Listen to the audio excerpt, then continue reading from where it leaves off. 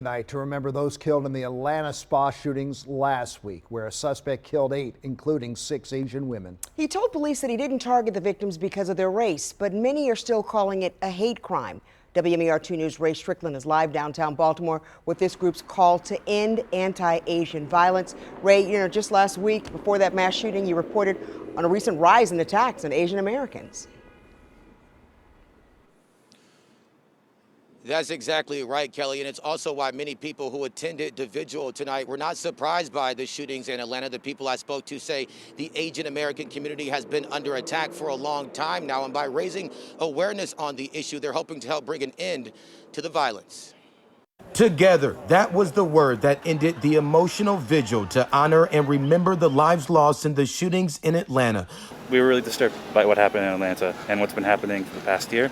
More than 100 people came together in Baltimore showing solidarity as they called for the violence against Asian Americans to end. No matter what factors were involved in that shooting, we weren't surprised.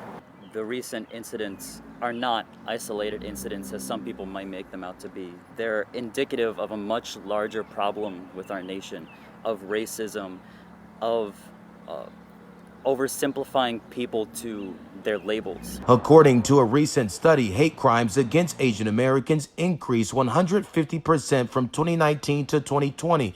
MARLO LACSON, who is a first-generation Filipino immigrant, says he's experienced racism as well. I have received dirty looks from people in the grocery store. I always felt like I had to prove my worth to my peers and to my superiors that I deserved to occupy space in my community. He says the past few weeks were incredibly tough, but he says the support from across the country gives him confidence he and the Asian American community are not alone in their fight to stand up against hate.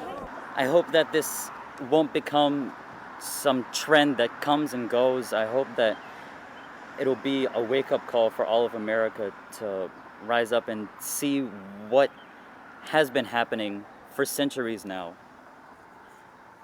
so that maybe we can start making some change.